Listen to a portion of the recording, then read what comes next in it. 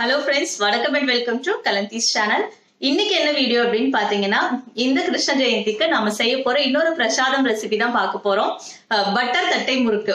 அதாவது கிருஷ்ணருக்கு ரொம்ப பிடிச்ச வெண்ணெய் சேர்த்து பச்சரிசி மாவு சேர்த்து எப்படி பட்டர் தட்டை முறுக்கு செய்யறதுன்னு பார்க்கலாம். மோஸ்ட்லி நம்ம சாமிக்கு செய்யற பிரசாதம் எல்லாமே பாத்தீங்கன்னா பச்சரிசி அதிகமா யூஸ் பண்ணுவோம். சோ இது கிருஷ்ண ஜெயந்தி அன்னைக்கு ரொம்ப குயிக்கா உடனே செய்யக்கூடிய ஒரு தட்டை ரெசிபி தான். இதுக்கு முன்னாடி நம்ம செஞ்சது வந்து புழுங்கல் அரிசி தட்டை, இப்ப செய்ய போறது பச்சரிசி தட்டை. ரொம்ப ஈஸியா செய்யலாம், கிறிஸ்பியா செய்யலாம். இந்த பட்டர் தட்டை முறுக்கு எப்படி செய்யறதுன்னு பார்க்கலாம் வாங்க. இன்னைக்கு இந்த தட்டை செய்யறதுக்கு பாத்தீங்கன்னா 1 கப் பச்சரிசி மாவு எடுத்திருக்கேன். இது வீட்லயே ரெடி பண்ண மாவு. கடையில கிடைக்கிற பச்சரிசி மாவுமே நம்ம தாராளமா யூஸ் பண்ணிக்கலாம். இந்த 1 கப் பச்சரிசி மாவுக்கு ஒரே 1 டேபிள் ஸ்பூன் பொட்டுக்கடலை மாவு சேர்த்திருக்கேன். அதுக்கப்புறம் கொஞ்சமா பெருங்காயத்தூள் வாசத்துக்கு சேர்த்துக்கோங்க. அதுக்கப்புறம் இந்த மாவுக்கு எந்த அளவுக்கு உப்பு தேவையோ அது வந்து தூள் உப்பா உள்ள சேர்த்துக்கோங்க.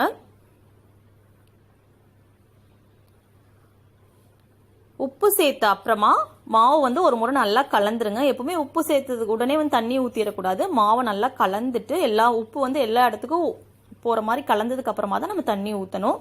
அதுக்கப்புறம் பச்சை நிலக்கடலை பருப்பு நல்லா உடைச்சிட்டு உள்ள கலந்துக்கோங்க. இப்போ வெண்ணெய் வந்து 1 டேபிள் ஸ்பூன் போடுறேன்.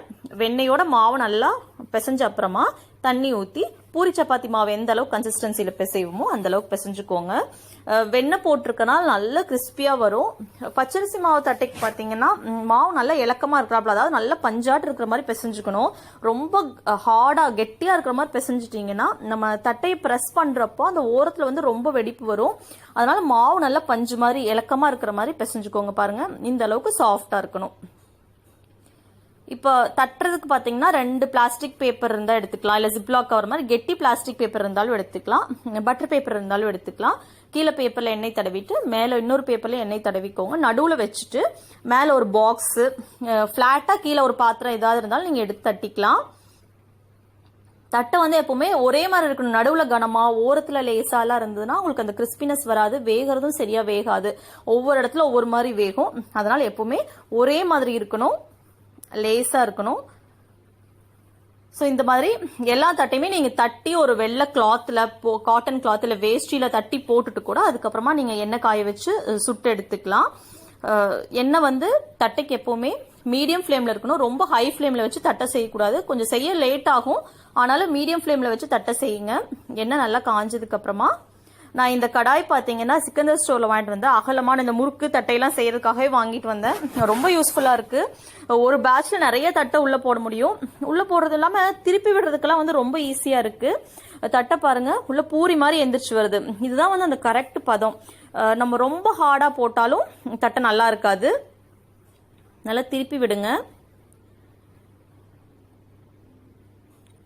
நல்லா வெந்து அந்த நுரை அடங்கணும். அடங்கின உடனே எண்ணெயில இருந்து ஃபில்டர் பண்ணி எடுத்துடலாம்.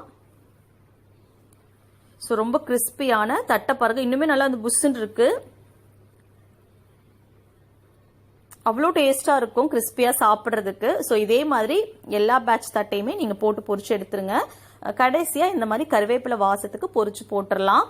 இதுக்கு முன்னாடி நம்ம செஞ்ச தட்டை எல்லாமே பாத்தீங்கன்னா நிறைய அளவு வந்து ஜாஸ்தியான அளவுல, அதாவது 4 கப் 3 கப் அரிசி போட்டு முறுக்கு தட்டையெல்லாம் செஞ்சோம். அப்ப எப்ப பார்த்தாலும் எல்லாரும் கேட்கற எனக்கு கமெண்ட்ஸ் என்னன்னு பாத்தீங்கன்னா 1 கப்புக்கு எவ்வளவு சேர்க்கணும்னு சொல்லுங்க, 1 கப்புக்கு எவ்வளவுன்னு சேர்க்கணும்னு சொல்லுங்கன்னு கேட்டீங்க. சோ இன்னைக்கு வந்து அதனால குறைவான குவான்டிட்டி, ஒரே 1 கப் தான் எடுத்திருக்கேன். 1 கப்புக்கு இவ்வளவுதான் பொட்டுக்கடலை மாவு போடணும், இவ்வளவுதான் வெண்ணெய் போடணும். இந்த மாதிரி சேர்த்து செஞ்சு பாருங்களேன். தட்டை வந்து அவ்வளவு சூப்பரா இருக்கும். வேலையும் ரொம்ப குறைவு. புழுங்கல் அரிசியோட தட்டையோட டேஸ்ட் கொஞ்சம் வேற மாதிரி இருக்கும், பச்சரிசி தட்டையோட டேஸ்ட் கொஞ்சம் வேற மாதிரி இருக்கும். இந்த கிருஷ்ண ஜெயந்திக்கு இந்த பச்சரிசி தட்டை கண்டிப்பா உங்க வீட்டுல செஞ்சு பாருங்க, கண்டிப்பா பிடிக்கும். பிடிச்சிருந்தா உங்க கமெண்ட்ஸை என் கூட ஷேர் பண்ணிக்கோங்க. மறக்காம கலந்தீஸ் சேனலை லைக் பண்ணுங்க, ஷேர் பண்ணுங்க, சப்ஸ்கிரைப் பண்ணுங்க. பக்கத்துல இருக்கிற நோட்டிபிகேஷன் பெல்லையும் மறக்காம பிரஸ் பண்ணுங்க. அப்பதான் நான் போடுற வீடியோஸ் எதையுமே மிஸ் பண்ணாம நீங்க பார்க்க முடியும்.